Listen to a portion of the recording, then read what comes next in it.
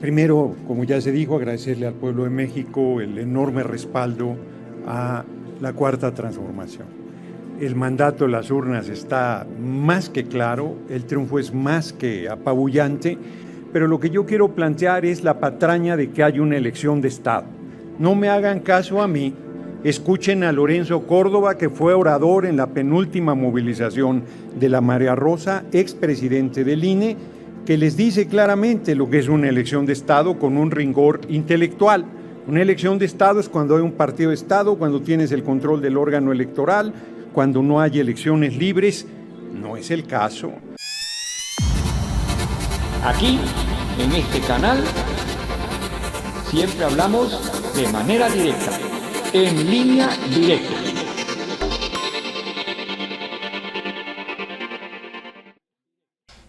Amigos, amigas, fíjense ustedes que rescaté de las redes sociales este video, ¿verdad? Este documento que refleja desde antes de las votaciones, justamente el 29 de mayo, antes del proceso de votación, una mesa de análisis en el canal de Carlos Loret de Mola, el famoso Loretito, que dicho sea de paso, nada favorable, ¿no?, a la Cuarta Transformación y menos a la persona del presidente de la República. Pero aquí se habla, se anticipa, mejor dicho, con toda perfección, cuál iba a ser la actitud de la derecha. Porque miren, aquí está nada menos que Lorena Becerra, Jesús Silva Herzog, Héctor de Mauleón, Denise Dresser y Lorenzo Córdoba.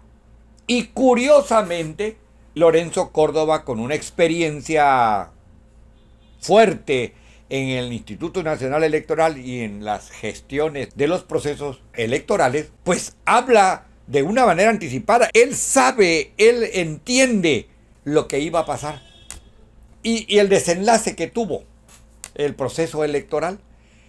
Se anticipa y dice, es que el proceso ha sido limpio, el proceso ha sido bueno. En el proceso no se utilizaron los programas sociales para poder apuntalar a la candidata de Morena, PT y Verde. No. Él habla. La elección sí es muy importante, muy democrática y muy limpia. Es un fraude electoral lo que ha maquinado el gobierno, una elección de Estado, pero sobre todo un fraude electoral. Y en ese sentido, Héctor, la pregunta puntual: ¿ameritaría, con todo este potaje que pone sobre la mesa, anular la elección? Yo creo que va a depender del resultado, ¿no? Si el resultado es de 20 puntos, va a ser imposible siquiera plantear eso. Pero si el resultado es cerrado y en vista de todo lo que ha estado ocurriendo, el presidente ha intervenido impúdicamente, diariamente, durante horas del día, a través de la televisión en una elección. Entonces, no podemos negar que estamos frente a una elección de Estado. No sé si eso es un fraude. Lorenzo. A ver, perdón, la terminología importa y sobre todo de cara a la elección. Porque creo que no solamente este espacio, sino como ciudadanas y ciudadanos tenemos que crear un buen ambiente para la elección sin soslayar ni menospreciar lo que ha estado ocurriendo. Las cosas hay que decirlas, pero hay que recordar que aquí no se ha decidido nada y lo vamos a decir todo el domingo. Dicho lo anterior, aguas con las palabras. Para mí, hablar de elección de Estado es lo que teníamos. Y no tenemos lo que teníamos, perdón. Aquí sabemos perfectamente dónde venimos. En el pasado, el gobierno organizaba las elecciones, decidía quiénes contaban los votos en las casillas y al final del día manipulaba los resultados a su antojo. Eso ya no ocurre en México. En México los votos los cuentan ciudadanos que fueron sorteados, que fueron capacitados y que son los garantes primeros de que el voto se va a respetar. ¿Da para anular si la elección es cerrada? Sí, a ver, si se demuestran violaciones graves, eventualmente sí, pero además es... Pero con lo que ves sobre la mesa, la intervención del presidente, yo creo que no, y debemos tener cuidado con la nulidad. Eventualmente nulidades, municipios se podrán anular cuando se demuestre esa intervención, pero se ha abaratado el tema de la unidad. Yo recuerdo a un exgobernador de Michoacán diciendo y viéndome a visitar al INE con las pruebas, según él, que fue a presentar incluso a la OEA, del fraude. ¿Sabes qué eran las pruebas? Actas de votación Digo, no seamos serios, la nulidad es algo delicadísimo y habrá que utilizarlo como última válvula de escape. Por lo pronto, hay que salvaguardar la democracia.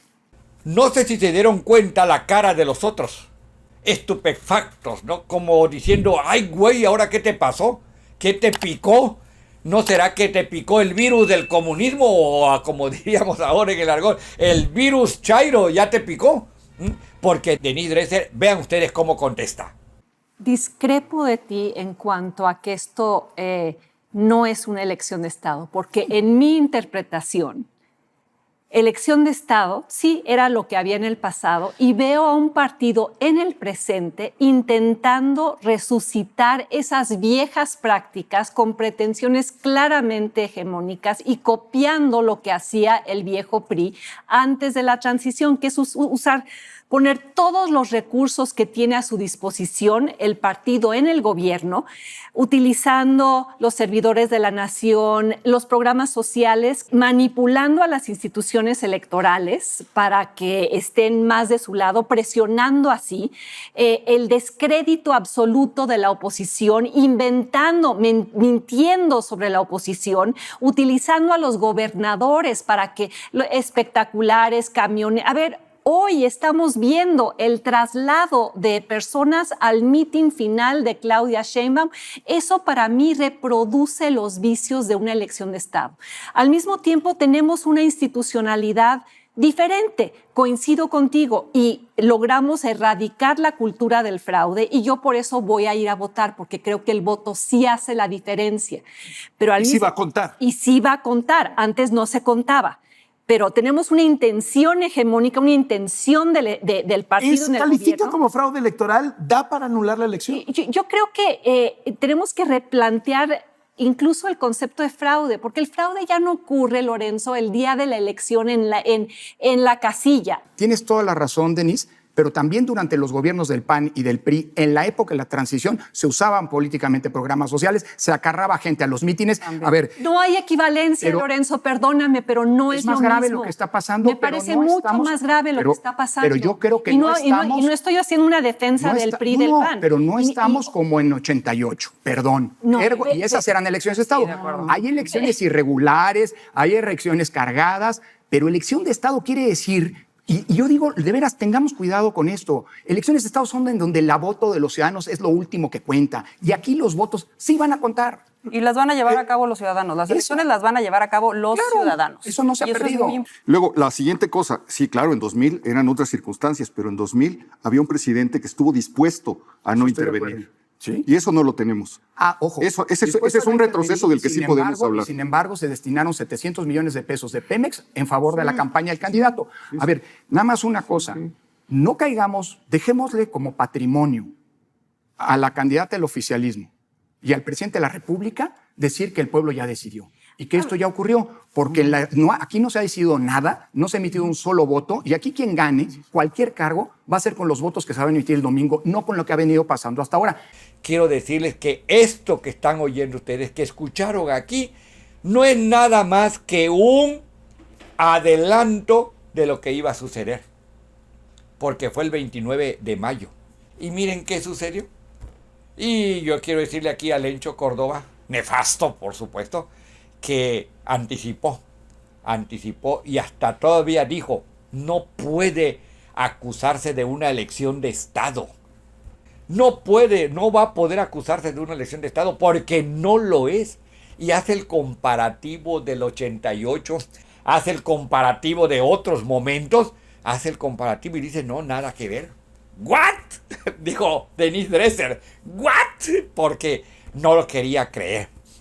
Pero queda para la historia. Yo creo que lo más importante es que queda para la historia. Hoy se están escribiendo a diario páginas de la historia, de nuestra historia reciente.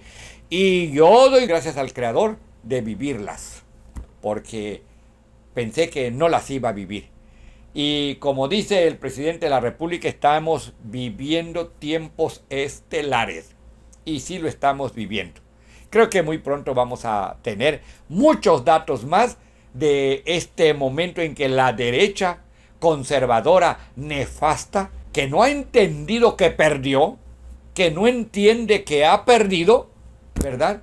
Y que eso no le permite revisar sus estrategias, va a seguir estando en la misma circunstancia. Un like siempre es bueno y compartirlo mucho mejor todavía y suscribirse ni se diga. Ese es prácticamente nuestro premio para que nos podamos ver en otro video de Víctor Ancheita OFC Línea Directa.